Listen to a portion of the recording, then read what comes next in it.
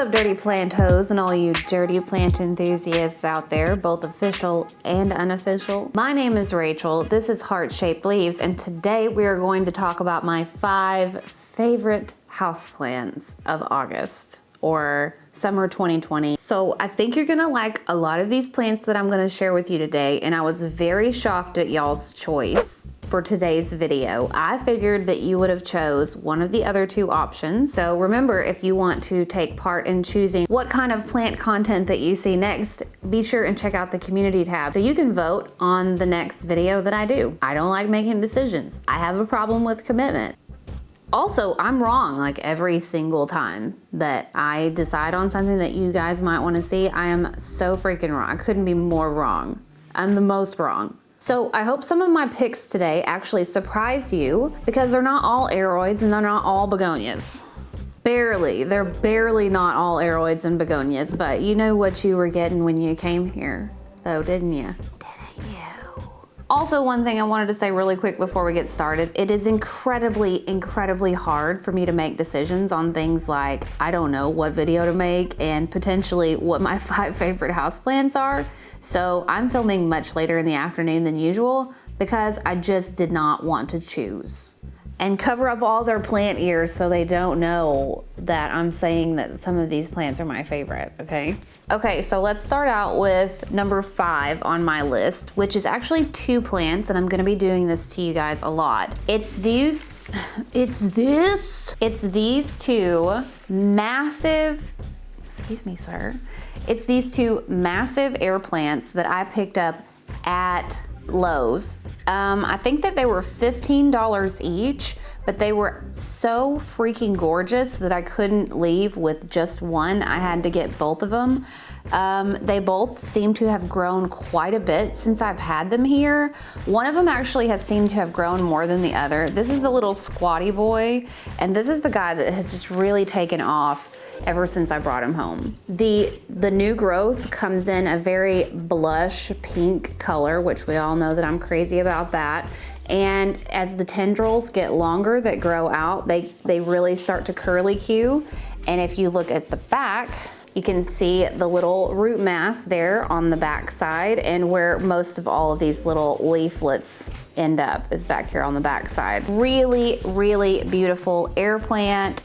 Care tips for these air plants would be, make sure that they get a lot of light. I think a lot of people think that air plants don't really need much light, but they do. And these sit directly under my LED grow lights that I have right behind me. And if you're curious about any of the equipment that I use, you can always check out my links in the description below. I think I have everything: shelving, lights, humidifier, whatever. Anything you're looking for is gonna be down there. So those 2 air plants are gonna kick it off. I think that they're statement pieces. They're so gorgeous. The kids ask me whether or not these plants are real. And when I know that they ask me that question, I know that it's a really cool looking plant, because if you're questioning the reality of it, it's pretty damn cool.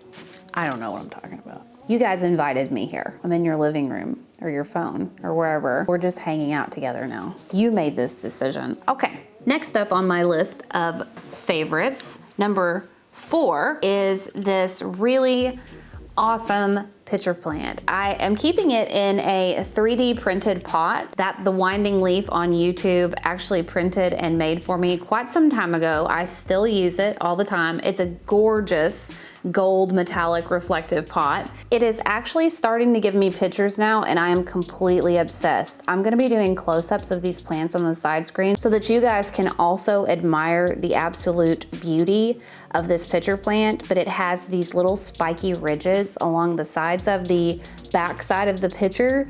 It fades from like a really cool looking like magenta-ish red down to like a veiny looking lime green. Ever since this first picture popped out, I have been all over Instagram and looking at all of the cool exotic types of pitcher plants that are out there, and I could really see myself getting deep down the pitcher plant or cornivorous hole, as it were, because there are some amazing looking pitcher plants out there. And with my new shelf idea where I'm raising the humidity like 10 to 20% without really having to keep everything inside of a bubble, I think that I can actually start keeping some more exotic types of pitcher plants. So be looking forward to that and some unboxings perhaps next summer. Okay, so next up on my list is this gorgeous begonia that Casey actually ordered for me from Logi's website, and it was a complete and total surprise. I thought when he ordered it that he thought that it was the Begonia maculata whitei, but he said he knew that it wasn't, and he just thought that it was something that I would like, and he really knocked it out of the park because I freaking love spotted anything. Spotted cats. I used to have a Bengal when I was, in my early 20s. I just love spots. So this Begonia Whimsy that he ordered from Logi's, it is one of the most gorgeous begonias that I have. I love the fact that it looks just like a maculata, except for someone shrunk it down super tiny. So all the things that you love about a maculata, except for the leaves, are super dainty, just miniaturized, like a shrinking ray down on a maculata. So it was really, really, really nice plant to grow. I've actually taken several cuttings from this and sent it to friends because I think if you're new to begonias or if you're scared of begonias, you should give something like this Begonia Whimsy a try because it's a cane type of begonia and they're very easy to grow. I don't give this plant any extra humidity, no special care. It's actually dry as a bone right now. It needs to be repotted. So this is a really great begonia. If you like the look of the spots, but you're afraid to kind of step off into the begonia territory, this is a great begonia to give a day in court to. I think they deserve a day in court in your home. You might like it. Number 2 on my list is actually 3 different begonias because I have a really hard time choosing things. So this counts as one. So we'll take a look inside of my massive begonia bubble and I'll show you guys these begonias right here. So we'll call this my favorite bubble. This is definitely my favorite begonia bubble. Inside we have Begonia Penitifida. And the foliage on this begonia is absolutely stunning, you guys. And this one was really hard, I'm not gonna lie. When it first came home, it was not happy. It shed a lot of its leaves, a lot of it melted. It actually started to mold on part of its foliage. And all I did when all this dramatic stuff was happening with this begonia was just consistently get inside the bubble, remove the dead and dying leaves, wipe down with a Q-tip any mold that was starting to accumulate on the stems, and I was just patient. And sooner or later, it started pushing out this new foliage, and I am completely obsessed with this begonia. It's weird as hell. It looks like it belongs at the bottom of the ocean. It's just neat. Long story short, I was super scared when I first got it that it wasn't gonna make it and I wasn't gonna be able to have it in my collection, but I'm so glad that it decided to bounce back. All the new bright green foliage coming through looks absolutely gorgeous. The foliage is getting bigger as it's getting bigger. It's time for a repot, which is really exciting as well. Begonia Penitifida. This next one in this cute little begonia bubble, since you guys didn't want an update, you're getting one anyways, is Begonia Handley variation Prostrata. Another begonia that I just cannot stop staring at. I'm not joking, you guys. This begonia bubble sits close to my bed so that when I wake up in the morning, it's one of the first things I see, not playing around. I love my begos, okay? My begos are probably my most, I can't say that, I don't know. I love my aroids too, I don't know. See, this is why it's hard to make videos like this. You guys don't understand what a strain this puts on my very fragile mental state. I'm just kidding.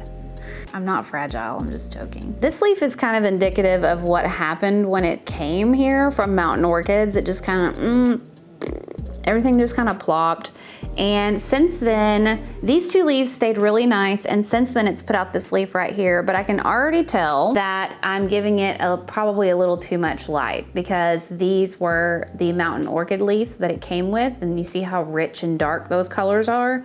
And then my new leaf looks a little bit less rich and a little bit less dark. So I'm probably going to be moving this bubble away from my LED lighting just a little bit, because I want this midnight black meets plum purple meets green. I mean, this thing is wicked, and it hasn't really given me any troubles since I've had it, short of just a little bit of transition stress, which with these sensitive begonias is bound to happen. So my next favorite little booger in a bubble is this Soli mutata, and it is another one that I got from Mountain Orchids. The leaves are super duper fuzzy, and the growth pattern on this thing is really, really cool. It almost looks like sea coral, the way that it's the rhizomes kind of growing up out of the pot. Very interesting, kind of mushroom-like, so cool.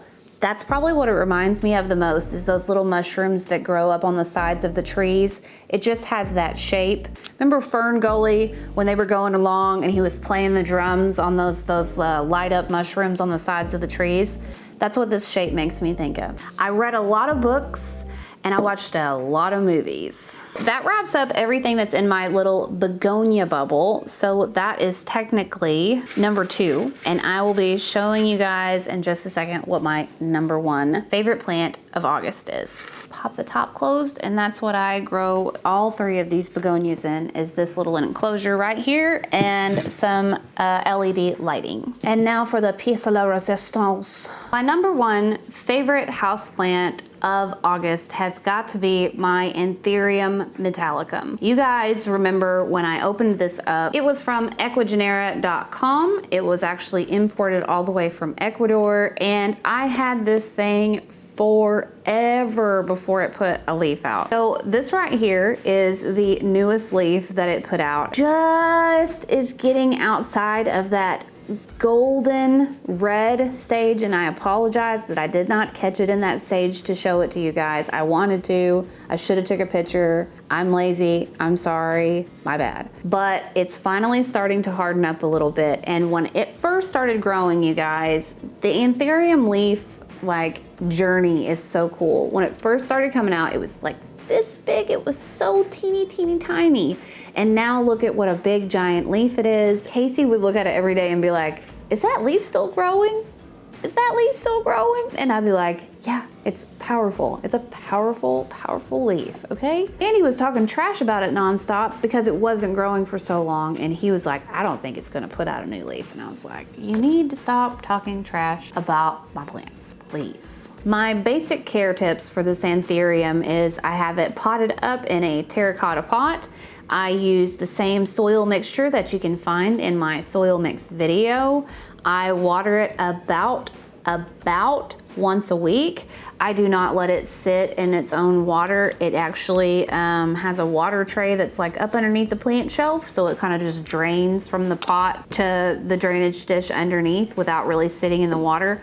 I don't know if that would affect it. I'm just telling you that's kind of what I do to try to avoid too much water going on. Right now it's probably getting a little bit more light than what it needs, but that's okay because it's still growing well and it's not bleaching and everything's going good so far. You can see that there's like a little hole right here and a little hole right here. When the leaf was first starting to unfurl, that's what caused me to go and try to raise my humidity by 10% or more. So if you guys are interested in how I did that, you can go watch that video. I think you guys can probably tell why this is my favorite houseplant this month.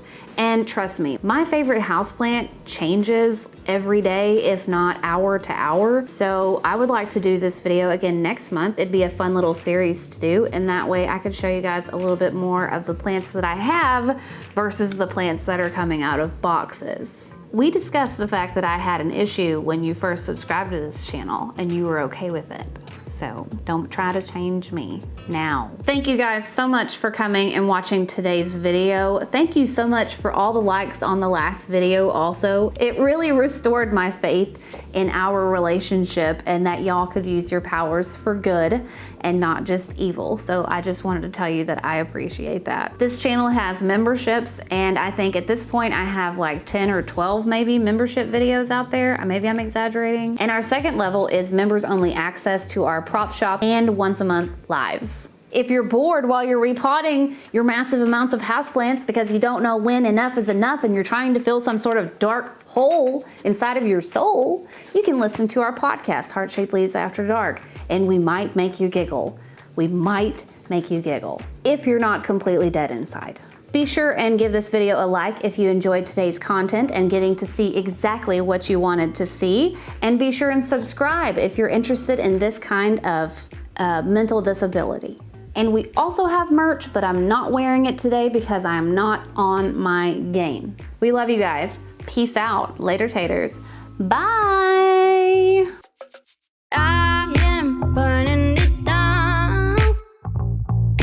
I am burning it down. And now I would like to give a big giant shout out to all my monthly supporters, my official dirty plant enthusiasts out there. 7 Puggies, Cindy C, Abby Gilbert, Ace Cadet, Alexandra Chilton, Amber V, Amy P, Amy Powell, Angie McGee, Anna Dreesen, Ashley S, Aswin Thorpe, Barbara Lindbergh, Beauty Isn't Perfect, Bryn, Bubble Beauty 25, Carl Jr., Casey Dillon, Charlotta R., Choco Nana, Chris Felice, Christine Woosney, Colleen Coyle Levy, Crazy Plant Lady, Danielle Holt, Darren Heppel, Diana Anderson, Evie, Felicia Yeager, Fenner Lamb, Fiona, Gab, Goncalo Martins, Haley Eblin, Haley Hedrick, Haley Coaster, Happy Little Bush, Heather Summers, Helen Taylor, Holy Coley, Isabella H., Jamie Ellis, Jake Rowe, Jana Vieira, Jaya Rowe, Jenna Maria,